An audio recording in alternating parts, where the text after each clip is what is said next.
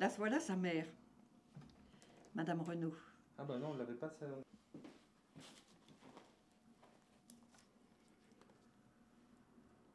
56.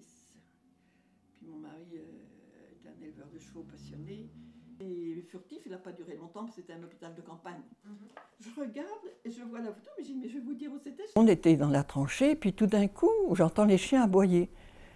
Je dis à mon mari, c'est quand même pas la troupe qui revient. Je dis, ils nous auront pas laissé tranquilles longtemps. Je dis, et puis je dis, on sort tous les deux pour voir ce qui se passe. Ah, puis je dis, non, c'est pas des Allemands.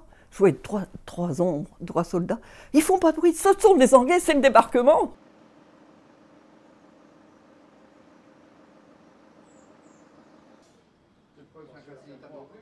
C'est gentil.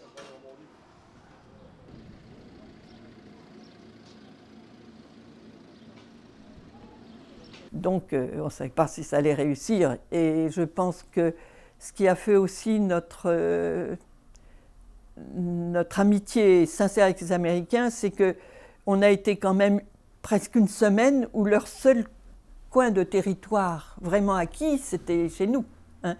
Donc on a vécu avec eux l'angoisse de dire, mon Dieu, pourvu qu'on ne soit pas repris, pourvu que ça arrive. C'est avec moi d'ailleurs, moi, mon fils. Ça c'était un petit jardin. Alors, quand je vois comment ils l'ont laissé, ça me...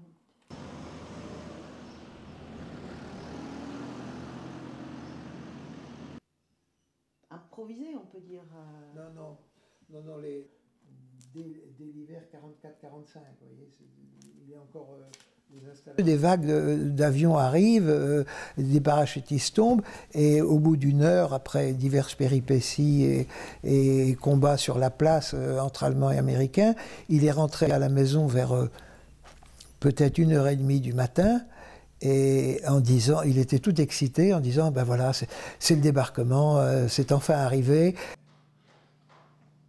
puis le temps, a priori, le temps était quand même déplorable. 18, et il a été fait prisonnier. Il a commencé son service militaire en 1912.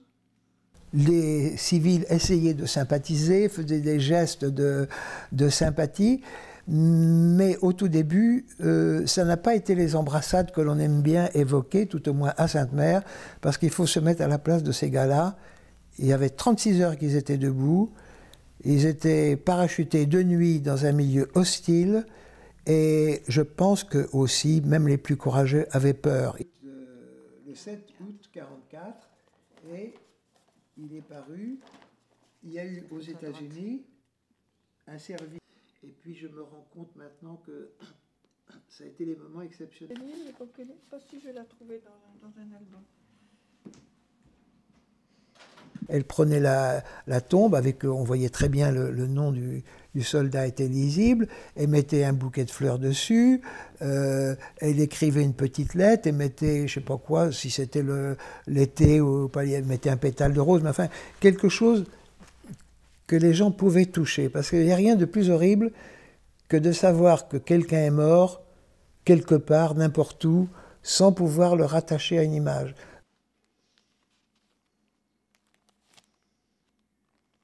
Et ça, c'est sa fille, qu'elle n'a jamais connu son père, puisque vous voyez le bout de chou que c'était, et je suis aussi en contact avec elle. Et il est inhumé. Et votre